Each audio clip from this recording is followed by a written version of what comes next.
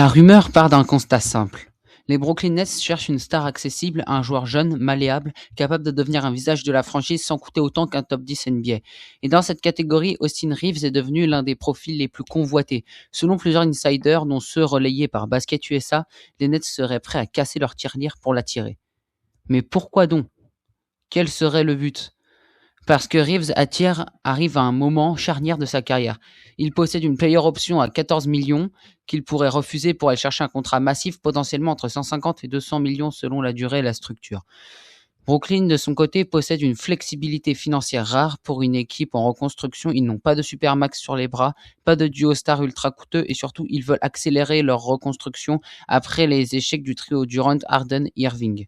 La question est donc simple. La rumeur est-elle crédible? Oui, totalement. Les Nets ont de l'argent, le besoin et le profil recherché correspond parfaitement à Reeves. Mais est-ce possible contractuellement? Oui, car Brooklyn peut lui offrir un contrat que les Lakers hésiteraient à égaler, surtout avec LeBron qui coûte cher et un effectif qui manque de profondeur. Reeves sait qu'il peut toucher bien plus ailleurs et Brooklyn sait qu'il peut devenir bien plus chez eux. Austin Reeves est l'un des joueurs les plus sous-cotés de la NBA, mais est-ce que pour les Nets, ce serait un projet envisageable à long terme? On parle d'un arrière capable de créer son propre tir, jouer pick and roll, être clutch, défendre correctement, et surtout monter en niveau quand on lui donne les clés. Mais est-ce que c'est un bon passeur? Va-t-il mettre en avant le collectif? C'est ça que recherchent les Nets. Son match à 51 points contre les Kings n'est pas un accident. C'est la preuve qu'il peut être une option offensive numéro 1 sur une soirée et une option numéro 2 fiable sur une saison. Pour les Nets qui manquent cruellement de création, Reeves serait une bénédiction. Il apporterait du scoring, de la fluidité, du leadership silencieux et une mentalité de travailleur. Contrairement à d'autres joueurs plus flashy, Reeves ne demande pas 25 tirs par match. Il joue juste, il joue intelligent, il joue efficace. Brooklyn a besoin d'un joueur comme ça pour stabiliser son projet. Un joueur qui peut grandir avec les jeunes, mais aussi porter l'équipe quand il le faut. Est-ce une bonne idée? Oui, moi personnellement, je veux voir Reeves aux Nets, mais c'est même l'un des meilleurs fits possibles pour les Nets aujourd'hui, parce qu'aucun autre agent libre ne voudrait aller aux Nets. Est-ce que Austin Reeves accepterait le tanking des Nets? Parce que l'ambition sportive et le projet long terme des Nets, c'est de donner plus de responsabilités aux jeunes. C'est ici que tout se complique. Austin Reeves n'est pas un joueur qui veut perdre. Il a goûté aux playoffs, aux matchs importants, aux responsabilités dans une équipe médiatisée. Il a joué avec LeBron James, il a joué avec Luka Doncic, il a joué avec Anthony Davis. Il a joué des matchs de haute intensité. Il a montré qu'il pouvait briller sous pression. Alors accepterait-il de rejoindre une équipe en reconstruction? Pas forcément. Les Nets ne sont pas encore prêts à gagner. Ils y sont très loin. Ils n'ont pas de superstar. Ils n'ont pas de structure offensive claire. Ils n'ont pas de timeline définie. Reeves, lui, il veut gagner maintenant. Il veut prouver qu'il peut être plus qu'un role player. Il veut montrer qu'il peut être une star. Et le dilemme est donc réel. Choisir l'argent est un rôle majeur, mais dans une équipe qui perd, c'est peut-être moins...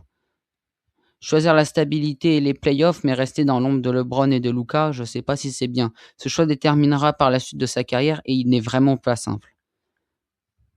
D'autre part, si jamais Austin Reeves venait à jouer pour les Nets, serait-il plus utile que Michael Porter Jr. pour l'équipe?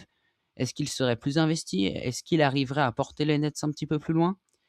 Michael Porter Jr. est un joueur qui fascine, un profil rare, presque unique en NBA. On le sait, 2,8 m, un tir fluide, comme un arrière, une capacité à scorer sans dribbler et le sens du timing offensif qui rappelle les grands shooters élites. Sur le papier, c'est exactement le joueur que les Nets rêveraient d'avoir. Et ils l'ont. C'est un ailier long, capable de mettre 25 points sans monopoliser la balle. Mais quand on creuse, on découvre un joueur bien plus complexe. Le talent offensif qu'il a est un don naturel. Mais il a des limites défensives, et c'est ça qui est un vrai problème. Porter Jr. n'est pas un mauvais défenseur par manque de volonté. Il est limité par sa latéralité, son manque d'instinct défensif, sa difficulté à lire les rotations, et parfois, et surtout, son manque d'effort. Et moi, je trouve que c'est ça qui est un problème pour les Nets. Dans une équipe jeune comme les Nets qui cherche une identité défensive, Porter Jr. pourrait devenir un maillon faible, un joueur que les adversaires ciblent systématiquement. Porter Jr. a aussi un historique de blessures au dos qui fait peur à toute la ligue. Austin Reeves, lui, est tout l'opposé de Michael Porter Jr. Il est moins flashy, moins grand, moins spectaculaire, mais infiniment plus utile. Reeves, il peut tout faire, créer son propre tir, créer pour les autres, mais ça, j'en suis pas encore convaincu. Mais il peut jouer pick and roll, attaquer en drive, ça, on l'a vu plein de fois, provoquer des fautes et être très clutch. Il peut aussi être plus utile au lancer franc. Il a un bagage technique très complet. Il n'a pas besoin d'un système complexe pour exister. Il peut être option 1B ou option 2 dans une équipe ambitieuse, comme les Lakers.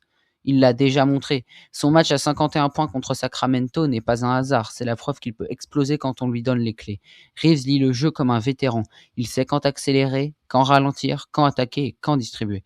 Il ne force pas, il ne panique pas, il ne disparaît pas. Même si parfois sa sélection de shoot n'est pas bonne. Pour une équipe jeune comme les Nets, avoir un joueur capable de stabiliser l'attaque est essentiel. Reeves n'est pas un défenseur élite, mais il est discipliné, intelligent et bon dans les rotations. Il est aussi un bon poseur d'écran. Il ne sera jamais ciblé comme Porter Junior peut l'être. Reeves coûtera peut-être plus cher, oui, mais il vaudra son contrat. Il progresse chaque année, il travaille, il n'a pas de blessure chronique. Donc je pense que son 200 millions sur le long terme, il le vaut. Reeves est un joueur qui élève les autres. Il joue juste, il joue dur, il joue pour gagner. Il serait un exemple parfait pour les jeunes Nets comme Drake Powell, Yegor Demin, Ben Saraf, Danny Wolf ou encore Nolan Traoré. Austin Reeves n'est pas un bon joueur, c'est un joueur structurant qui rend une équipe meilleure.